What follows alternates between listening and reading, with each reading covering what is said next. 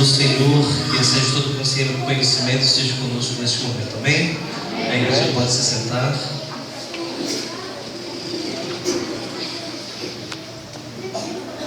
Para nós é uma alegria muito grande, Eva e Wilson, poder participar deste momento tão importante para a vida de vocês.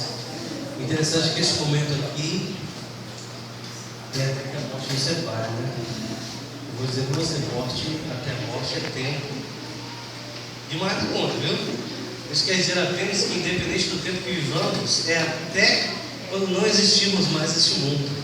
E para nós é uma alegria muito grande estar com vocês neste momento e saber que o amor de Cristo Jesus uniu vocês. Eu já contei algumas vezes para essa igreja acerca do nosso primeiro encontro, né? Como foi tão edificante, tão preocupante ao mesmo tempo, mas hoje, quem diria, naquele primeiro momento, nós podemos estar celebrando com vocês esse momento tão marcante na vida de vocês. Eu me sinto muito lisonjeado como pastor e como a igreja em Novo Horizonte, poder estar celebrando com vocês este amor que Deus uniu o coração da Eva ao Wilson e do Wilson à Eva. Para nós é uma alegria muito grande. E eu fico a pensar e a imaginar acerca do amor e a importância do mesmo na atualidade. Porque o sentido que tenho ou que entendo um pouco da palavra amor ou da frase eu te amo, ela tem um sentido hoje meio que pejorativo, uma vez que o amor, em muitas das concepções que percebemos, está voltado muito mais a uma felicidade própria, a uma realização própria, a uma busca e uma conquista própria, e muitas vezes, até mesmo em enlace matrimonial, consideramos único e não os dois. Não o único no sentido de uma só carne, porque aí sim podemos considerar o único sendo dois.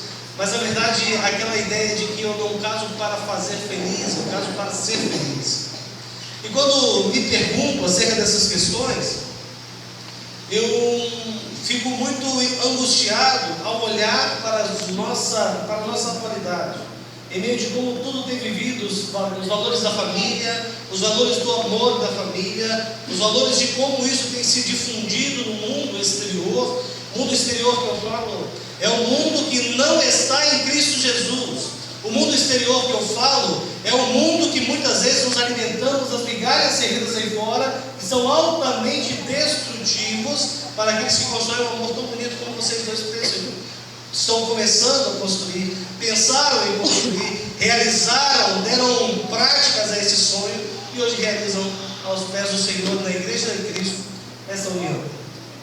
Eu fico a imaginar que em meio a tantas desgraças, perdão a palavra, mas eu acho que não cabe outra, que acontece no mundo em questão de família, casais se separando por banalidades, casais se autodestruindo, casais se autodenominando independentes dentro de uma relação que é totalmente dependente uma da outra. Sobrevivem ainda casais e surgem casais. E quando a gente olha no olhinho de vocês, consegue ver o brilho que reflete o amor que está no coração de vocês, que é um lugar onde ninguém pode ver, mas só o sentimento de um pelo outro expressam esse cuidado. Me faz acreditar em muitas questões. E uma delas, que é extremamente verdadeira e vou levar para o resto da minha vida, é saber que realmente o Deus que subo nesse púlpito para pregar todos os domingos existe de uma forma incondicional, porque nós só amamos porque um dia Ele nos amou primeiro, e amar em excelência só aprendemos com Deus, através de Deus, pela demonstração dele primária do amor. E é por isso que algumas vezes na Bíblia Sagrada, como em Efésios capítulo 5, ele vai dizer, usando o filho como exemplo para os maridos: maridos, amai as vossas esposas, assim como Cristo amou a igreja e entregou-se a si mesmo por ela. Falar a mulheres desse mesmo texto: vós mulheres, sede submissas aos vossos maridos. Nós só nos submetemos aos nossos maridos, entendendo na essência da palavra que não está por baixo, mas está no lado, quando realmente existe um amor sincero em ambas as partes. O amor não me permite ver superior e nem inferior. O amor me permite ver igual, porque ele alimenta da mesma forma um ao outro. Eu amo não porque preciso, eu preciso por Senhor. Porque a necessidade por si só não faz sentido. Você não ama você não precisa do isso, por isso que você o ama. Você ama Ele, porque para você ser feliz é preciso que Ele seja do teu lado e você Eva do lado de Deus. A gente percebe isso nessa relação bonita que Deus permitiu que vocês dois construíssem. E eu gosto de uma frase, antes de entrar em alguns pontos específicos do texto da palavra de Deus que eu quero pensar. Um teólogo chamado Paul Marshall, ele escreveu uma frase que eu achei muito interessante. Ele diz assim: mulheres não necessitam de discursos emocionais, mulheres necessitam da verdade da palavra de Deus, da mesma forma que os homens. Porque na verdade a palavra de Deus molda o nosso caráter, constrói quem verdadeiramente somos, não nos permite subsistir a relacionamentos aparentemente felizes e realizados, mas traz moldado de dentro para fora e permite nos expressar um modo de vida que só o Espírito Santo de Deus faz em nós. E nessa noite, se você trouxe sua Bíblia, você pode abrir comigo em 1 Pedro, no capítulo 3, a partir do verso 1. Mas se você não trouxe sua Bíblia também, só atentamente escute a leitura que o pastor estará fazendo. 1 Pedro, no capítulo 3, ele diz assim: mulheres, do mesmo modo, cada uma de vós seja submissa ao marido, para que também, se alguns deles não obedecem à palavra, sejam ganhos sem palavra alguma pela conduta de sua mulher. Ao observar vossa conduta pura em temor, o que vos torna bela não deve ser apenas o enfeite exterior, como as tranças dos cabelos, as joias de ouro ou o luxo dos vestidos, mas sim o íntimo do coração, como um espírito gentil e tranquilo, que não perece e tem muito valor diante de Deus.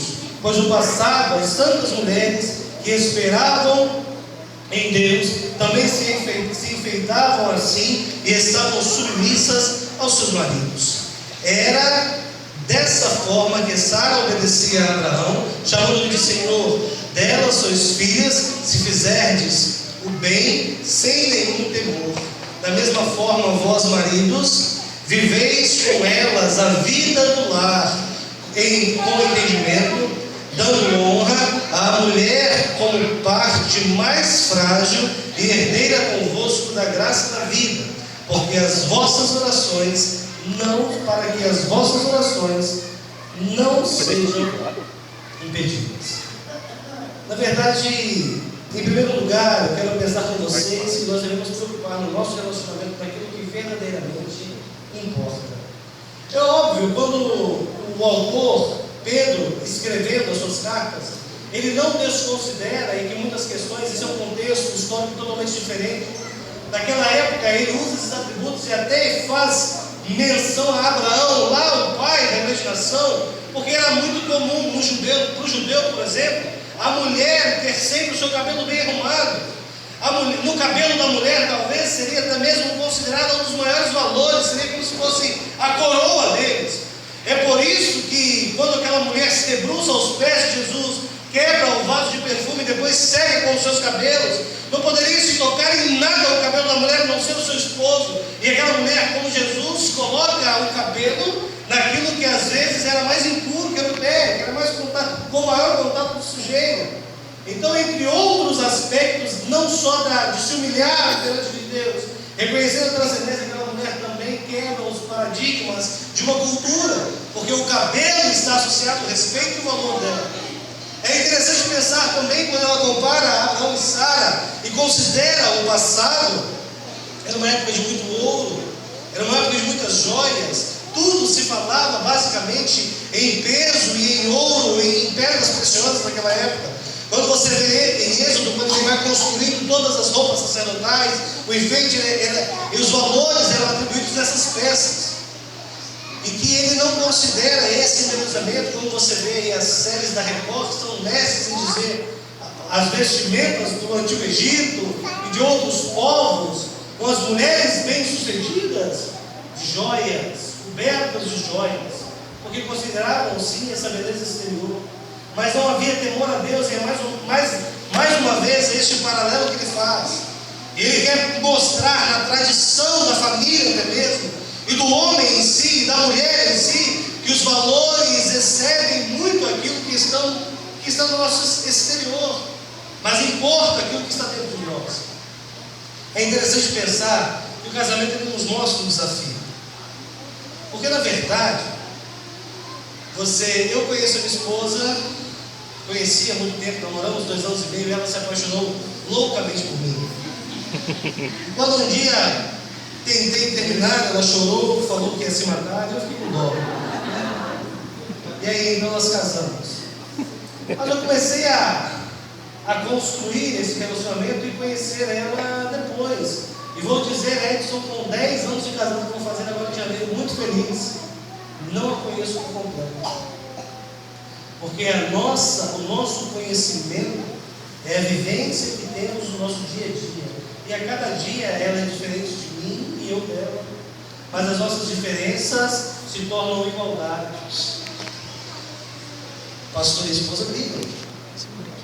Pastor e esposa reclamam. Mas pastor e esposa se amam. Pastor e esposa fazem as pazes. Coisas nossas estamos lá e você nunca nos vê aqui brigados. Porque o nosso problema nós resolvemos lá e a melhor coisa da briga é fazer as pazes depois.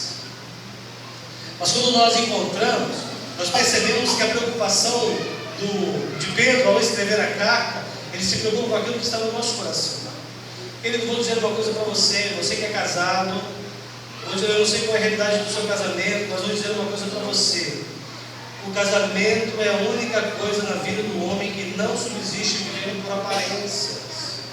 O casamento não suporta isso. A aparência quer dizer demonstrar aquilo que verdadeiramente não somos. Isso está associado ao nosso exterior. Eu posso sorrir e por dentro do meu coração chorar. Nós temos habilidades que nos permitem fazer isso, mas a nossa relação de dormir e acordar, escovar dente, não ver todo dia arrumadinha, bonitinha, não ver só cheirosa ou cheiroso, isso requer um amor que nasce dentro e uma performance de Deus no caráter. E é por isso que eu digo que o casamento é algo criado por Deus, porque se fosse pelo homem não perduraria tanto tempo, não poderia ser feito um voto até a morte, porque nada que o homem cria é eterno, mas aquilo que Deus cria é. O amor que Deus permite nascer no meu coração com minha esposa só será até a morte quando permitir que Deus faça parte da nossa história, porque se não for assim, não será eterno. Será eterno enquanto durar os nossos interesses, enquanto os interesses forem diferentes. É o que acontece hoje, muitas vezes. Um para um lado, outro para o outro. Então o que ele diz aqui, ele traz um desafio para a mulher. Ele diz assim, embora óbvio que as duas belezas se completam, porque eu nunca aconselhei um adolescente que se apaixonou por uma mulher que ele não achava bonita. Ele sempre se apaixona por alguém que ele acha bonita. É engraçado isso, né? Mas isso acontece. E a mulher também, ela nunca fica loucamente apaixonada por um homem um pouco desnutrido de beleza, né? Digamos assim. Mas ele diz assim, olha, cuide dele. Sabe por quê? Porque ele sabe que nenhuma beleza exterior suporta um desvio de caráter lá dentro. Porque quando começamos a tirar das asinhas e mostrarmos quem realmente somos, muitas vezes o eterno ou a morte está muito mais perto do que pensamos. Mas não é a morte do esposo ou da esposa, é a morte do amor que não foi regado verdadeiramente como éramos e como somos, e nem permitindo fazer de nós o que Deus espera, a obra que Deus está continuamente fazendo em nossos corações. Nos preocupemos então com a beleza que está dentro. A beleza que está dentro que nos faz amar incondicionalmente.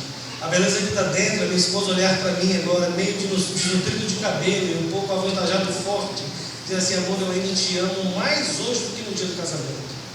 Quando amo verdadeiramente as qualidades que estão lá dentro, e principalmente quando o temor, aquela que Deus permite nascer no seu coração, Eva, o Wilson vai te amar muito mais a cada dia, porque o amor é sempre aquilo que ele vê com os olhos, mas é o que ele lembra no coração. Que não são apenas as suas atitudes, mas a presença, o fato de você estar ali, é saber que existe alguém que se importa comigo. E esse alguém, além de Deus, é a pessoa com quem Deus permitiu que você caminhar o resto da vida. Precisamos pensar assim. Mas anjo bonito, tá? Com brinco, com essas coisas, tudo aqui que ele fala, que também é importante. E manda lá para o salão, você não manda para o salão, investe. Porque as duas belezas se complementam ainda mais. Quando amo por dentro, quando amo e o meu caráter é moldado por Deus, eu nunca consigo ver a grama do vizinho mais verde que a minha. Sabe aquela velha história? Desculpa de adultério é aquela que a grama do vizinho é mais verde que a minha. Não é essa desculpa. A desculpa é que o caráter que eu tenho hoje não é o mesmo que tinha quando disse que te amava e aceitou casar com você. É porque Deus não moldou esse caráter. Porque quando o caráter é moldado por Deus, eu não consigo ver nenhuma mulher mais linda do que aquela que Deus me deu. Nada ofusca a beleza do amor. Nada ofusca a beleza do amor. Mas fala que você com Deus. Você viu o texto fala, rapaz.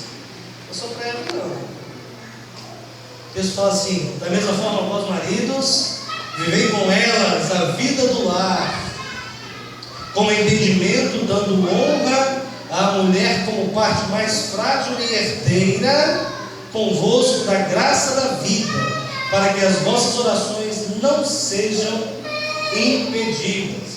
A palavra de Deus, existe uma Bíblia que narra a palavra de Deus, que é a Bíblia Mensagem, escrita por Eugene Peterson, e ele dá uma outra roupagem aos textos, escreve de uma forma mais poética, sem comprometer a essência do texto sagrado. E este texto, narrado por Eugene Peterson, diz o seguinte: mas vale para vocês maridos, o mesmo vale para vocês maridos, sejam bons maridos, cada um para a sua esposa, não deixe de honrá-las, nem alegrar-se com elas. Sendo mulheres, elas não têm o privilégio de vocês, mas na nova vida sobre a graça de Deus, vocês são iguais. Portanto, tratem a esposa iguais a vocês, para que as suas orações não sejam daquelas que nem passam do teto. Na verdade, ele construiu uma ideia principalmente do que a graça de Deus nos iguala. É aquilo que eu falei no início. O amor não permite ver superior e nem inferior. Embora quando ele considera o texto sagrado, citando o contexto histórico de quando escrito e até fazendo menção ao passado, ele associa em que a mulher num tempo que nem era contada. Em textos bíblicos falam assim, eram tantos homens, sem contar crianças e mulheres, porque a contagem não interessava as mulheres. As mulheres eram submissas àquilo que os homens queriam fazer. Aqui eram os homens. Você percebe a participação maior daquelas mulheres que temiam a Deus, que tinham o temor de Deus. E ele cita o exemplo de Abraão e Sara, que era um casal que se completava, que passavam pelas suas dificuldades, havia um respeito sobrenatural, além de todas as questões, até mesmo na questão, quando autorizado, não por Deus, mas pelo contexto do povo, Abraão possuir então outra mulher, era por consenso também de Sara: vou dar ao meu senhor, a Abraão, a minha serva, para que ele não tenha filho com ela, porque até então ela era estéril. Até isto, você vê, não era algo de qualquer forma como outros povos e outros homens da Bíblia citados, mas aqui é diferente. É consenso da mulher, consensual da mulher. Então cita-se Abraão e Sara com uma propriedade muito grande no texto. Ele faz essa menção, mas na verdade você percebe que eram um realmente. Você percebe o respeito e a importância do que a mulher fala e do que a mulher representa. Mas ele diz mais: cuide da sua mulher, cada um da sua esposa. É cuidar da sua esposa, tratar a sua esposa, tê-la perto de você, ser um homem protetor, ser um homem zeloso. A palavra de Deus, ela cita neste texto o homem bom. Mas o que significa bom? Bom significa aquele que tem bondade, espirituoso, engraçado, cumpridor de seus deveres. Dever como homem, dever como marido. É isso que nos alerta a fazer. Representar, quando ele fala assim, alegrar-se com sua esposa, ele também considera a intimidade do casal nesse contexto. Ter a sua esposa e se alegrar com ela, porque na intimidade do casal temente a Deus Você se torna uma só carne com sua mulher, de uma frase muito falada da Bíblia, e que se identifica naquele momento. Olha, nisto aqui também, você passa então a representar na prática a unidade do casamento perante Deus. Todas essas caminhadas nós fazemos diante de Deus. Em todos os momentos do nosso casamento, nós estamos presentes de Deus, para que assim cresçamos uma vida de lar saudável.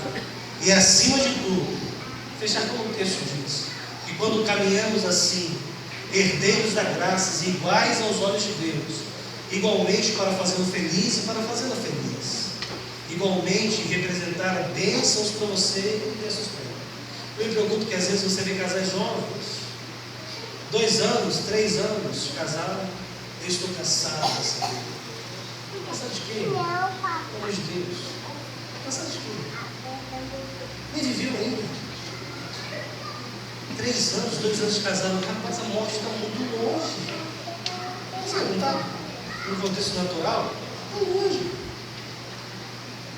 Eu preciso estar disposto a pagar um preço prazeroso do casamento que traz para nós.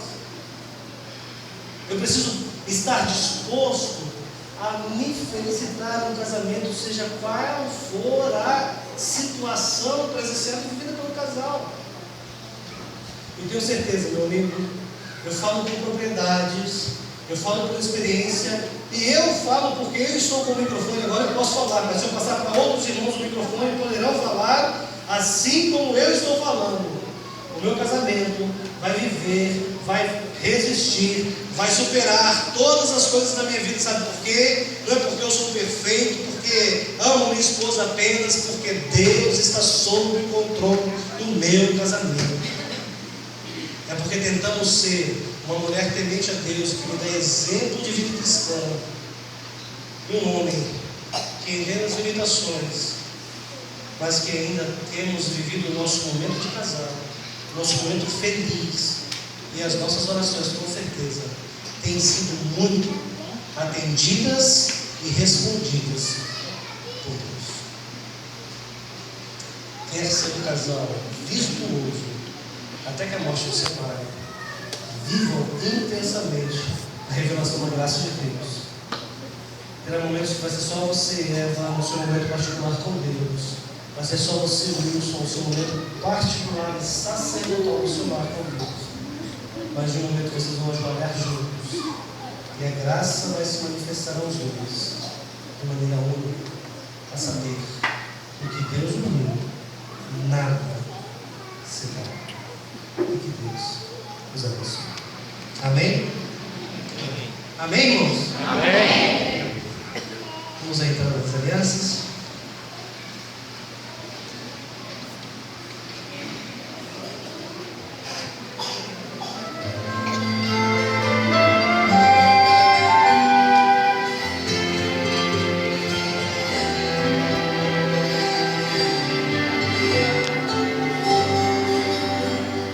O que Deus uniu não poderá jamais o homem separar.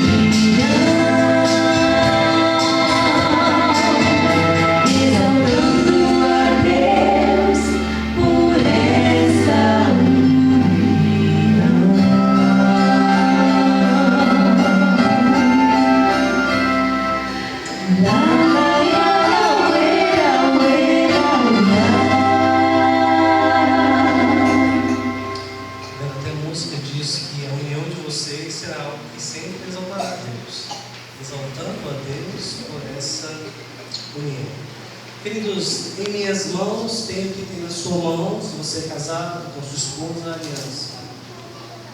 Engraçado que uma vez eu estava conversando com uma pessoa, e ela disse para mim assim, que o marido perdeu a aliança, tá? História de marido perder a aliança, né? Eu geralmente tinha perdido.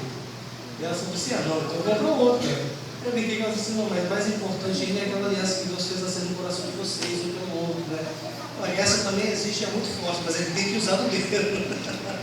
Porque na verdade é quase uma marca registrada, né? Em que o relacionamento de vocês, que Eva está comprometida com o Wilson e o Wilson com ele. Mas na verdade, eu acredito que ela traz uma informação maior. Eu poderia dizer, um exemplo que todos já ouviram, até mesmo, de que a aliança ela não tem marca, não tem emenda, ela não foi feita redonda assim. Ela tem emenda. Derrete o ouro, coloca no molde lá e não se faz a emenda mesmo. Mas, enfim, em algum momento, mesmo naquele lugar que você coloca ali, eles começam separados e no momento se encontram. Isso é fato. Mas eu prefiro pensar num contexto bíblico, que a aliança, quando Deus fazia a aliança com os homens de Deus, com os heróis da fé, com Abraão e com tantos outros, ele fazia uma aliança de um relacionamento fiel um para o outro. Mas a palavra de Deus diz que mesmo